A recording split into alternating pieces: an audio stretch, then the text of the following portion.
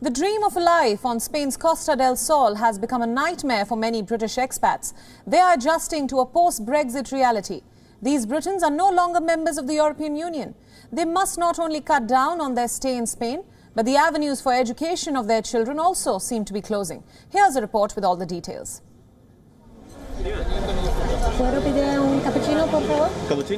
Henny Illingworth is a British real estate agent who has been living in Malaga, Spain for almost 4 years.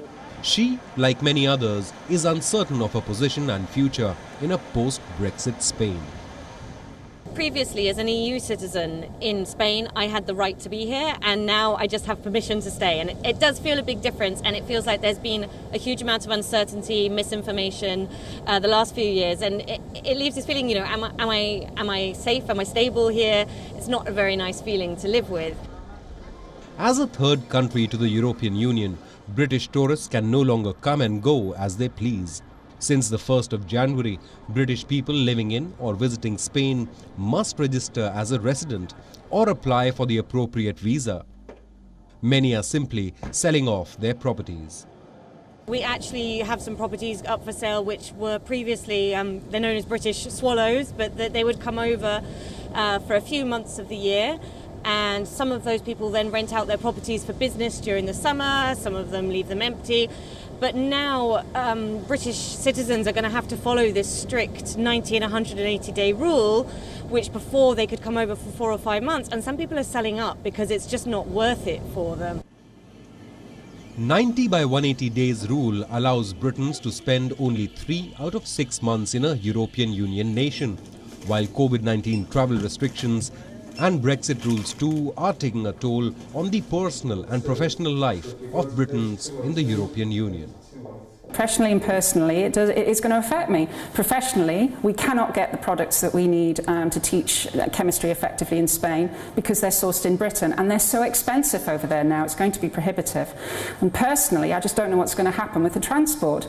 It used to be like hopping on a bus, getting on a plane to go to London and getting back, for me and my family who are still there. But now we just don't know. We don't know if we're going to need visas or not.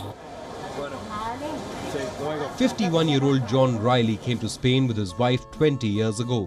John is worried for his 13-year-old son's education. Now, unfortunately, it seems to be that it's more difficult for him to go to British university, even though he's got a British passport and both his parents are Britain. And it seems to be, even though I've looked on the internet and I've gone on the YouGov website, I can't find the information about this. And it seems to be from other sources, they're saying that he will be classed as an international student. COVID restrictions and Brexit have also hit Malaga's tourism sector. From one day to the next, it has dropped by 70%, and at the center of Malaga we notice it. We work with tourism, and since we do not have tourism, sales have dropped, employment has dropped, and invoicing has dropped.